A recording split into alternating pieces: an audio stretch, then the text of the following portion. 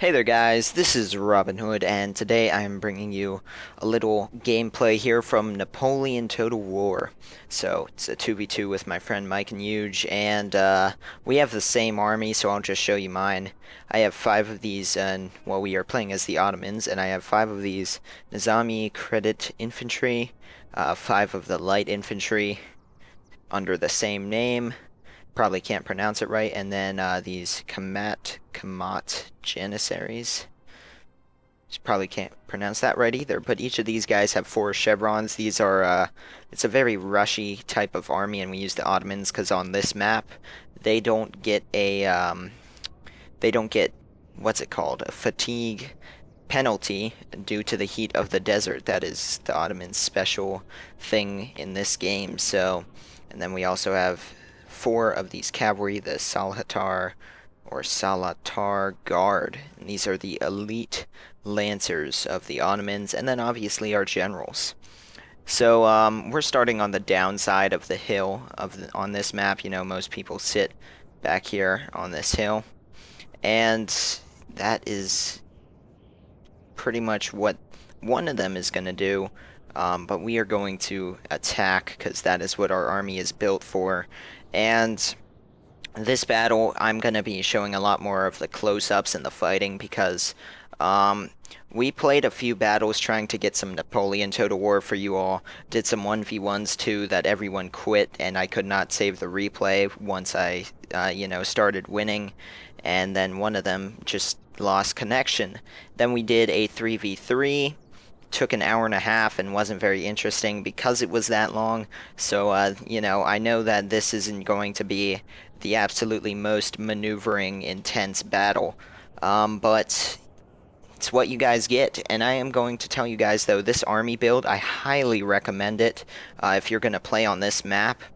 What you do is you rush forward, use your light infantry as a meat shield, and then they end up, firing, rushing your line infantry behind that. And in this game, unlike in Shogun 2, the infantry doesn't fire fast enough to stop a melee rush, hence why a lot of times a bayonet charge is a viable option. And so once your men are actually engaged, you charge in these Janissaries, and you'll watch them here. These 3 units, I'm actually only going to send in 2. Foot guards, known for melee stats.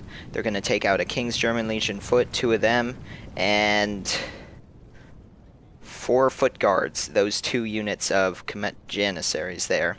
That is what they are going to do. So, those guys with 4 chevrons, very excellent unit. Back when this was the current Total War game and I played in tournaments and such and that, if it ever got pyramids and I was allowed to choose my faction, this was my army build, and I never lost with it. Still have not lost with this build, so that's why we are using it on this map. Now, it's not the best build for, say, other maps.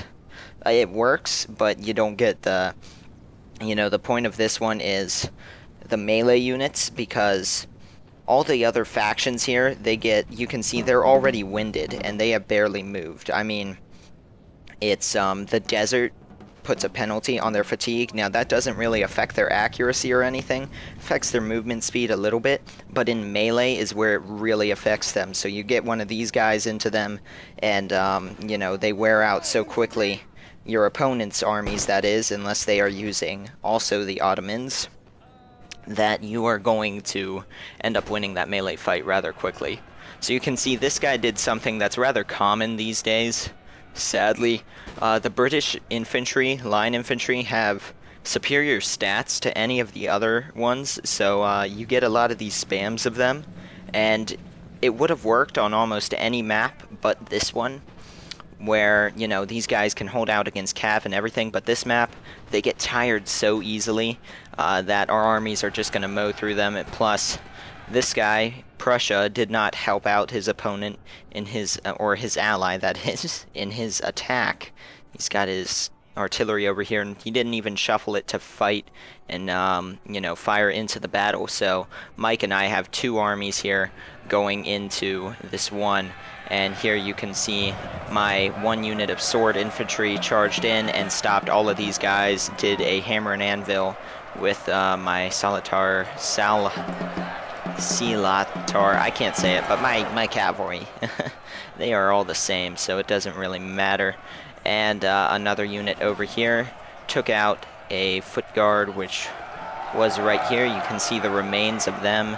And then now they are fighting this rifle unit, which another one of my cavalry units is going to sandwich in there. So that's going to be the end of that. So on my flank, it's pretty much done. Mike is pretty much just peppering his opponent with rifle fire, since this guy has to move into range. And once he does that, he's going to move up his line infantry also. And over here, he's got his melee infantry doing a number on these fencibles. They are a militia unit pretty much. That guy's getting run through. Very nice. You can see these guys just wrecking them in melee. Notice how many of them are dead to the amount of these Janissaries here. These guys got shot up a little bit, but they are handling themselves fine against these line infantry. And you can see with the fire pouring in, this really, it just works well. And you can see these guys now, all of these deaths are pretty much from that one unit. Because when I charged in with my cavalry, it was just for the morale. They got a few kills, but they ran away quickly, did not stay and fight. All of these dead British are from that one unit here of Janissaries, the sword unit. And these guys have 50 men, these guys 47, fighting another foot guard and still holding strong. I mean, they are just rolling up the flank. You know, they did all of this, that, and that. It's really crazy what these guys can do. And I still have one more in reserve back here. So that's pretty much what's going on. And over here, I am surrounding my opponent's, or it's actually Mike's opponent, but at this point he is mine too. The general here, this guy is going to go down. One thing I want to point out is, you notice how long this battle is, this battlefield. I mean, these maps are absolutely huge compared to Shogun's maps. I completely forgot how massive these things are, and I love it that way. But yeah, you can see my men still fighting the foot guards, although this other unit of foot is firing into them. And we are actually going to finish off these foot guards and push on with these men, now down to 32 and 27. Look at how tired they are. They're going to still keep running and fighting. And fight on here. And a cav charge is going to come in and help. I mean, these men are just beasts of units. So my cavalry is going to pool out there. And my men now at 22, and this one's at 19, is actually going to go ahead and finally rout there. So we beat that guy. This guy's sitting up here. And at this point, he sees his ally has lost. He did not support him at all. I mean, he should have known that that guy was going to lose, and that his only chance of winning, really, would have been to come in on the flank and support him. But he is just going to sit there, and now, in a second, he is going to rage quit. So I'm going to fast forward this as we move, and you can see our men are walking. But we are going to go ahead and move and attack this guy, kind of. When he rage quits, the AI takes over, obviously. And let's see, over here I have a cav unit that I forgot about. I thought these guys routed, so I completely forgot that they were chasing this routing unit, and they are going to run all the way up this hill after these guys, and then end up getting shot here as they crest this ridge. So we will watch them cease to exist, pretty much. You can see them, the enemy lines right there. Going to go ahead and fire. And there goes my cav unit. So I went ahead and charged, but yeah, not going to do anything. Doesn't much matter, though. I still have 2 more units. Mike's got all of his cav, and I have 1 more depleted unit back here. Somewhere. They were over here. But anyways, they are going to pop up on the right flank, because I use them later. They're actually probably somewhere in this mess. Yeah, here they are right here. 24 men left, but still very useful. And over here, Mike is going to just overwhelm this square with a cavalry charge. Even though that's supposed to hold against it, the 4 cav units is a bit much for it. So we're going to fast forward once again, speed this up a little bit. You can see our massive battle line on the mini-map here, and his more spread out stuff, and the fast forward actually isn't helping that much. This game, I've noticed, due to the particle effects in the air and all the smoke with the units and stuff, actually does take a bigger hit on your computer. Right now I am running it at 78 FPS with full settings and full anti-aliasing, where when I do that in Shogun 2 Total War, I get 120 FPS average. So it is really, you know, quite different. They did a good job with that in Shogun, making it easier to run for several people who don't have better computers. But, you know, as of right now, I definitely like this game a lot more. If I wanted to play guns, I'm going to do this or Empire over Fall of the Samurai. And you can see our men moving forward here, moving up my last Janissary unit. And these guys are going to run forward and do their share of damage in this battle, too.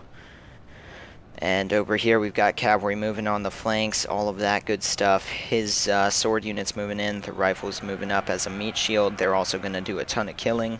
You can see on my side the smoke starting to build as this battle takes place. My men are going to start firing. His artillery is actually finally firing back here, although they are going to limber up and try to move to a better position. But yeah, these guys, just a giant line of fire all along. His army is spread too thin to really do anything. And here comes my melee unit forward. They're going to charge in. Although they do that weird glitch where they charge at the wrong angle, so they don't actually get the charge bonus over here. Cav charge coming in. I'm going to turn into square. I've got my cavalry taking out his general in the back. And did a hammer and anvil over here on what these melee units were fighting. And you can see my men now charging in at this very strange angle. But these are Landwehr, very, you know, weak militia units, so they aren't going to stand a chance. My men are just going to cut through them like butter. And you can see some of the melee fighting. It's coolest when it's swordmen on swordmen. This is nice. Guy getting stabbed in the back. Don't know if you guys caught that. Look at these 3 men. Fought their way all the way up. Killed all these guys. Very nice. And that's going to be pretty much it. So the main part was really this kind of fight over here. Notice how few casualties are on our side of this. It's because our melee units got up and in their faces and firing from behind. I mean, it's just a very viable tactic. But there you can see Mike there pulling off the most kills and least losses also. Very nice to him. Fought the majority of the British Army and got in some here, and then for some reason all that's whited out. But you can see my sword units are all up top, or should be. Yeah, and some of the guard, and then the one at the end actually isn't going to be because they didn't really get to do that much. But that is going to be that. Hope you guys enjoyed that battle, and I will see you guys next time with more. Thank you for watching.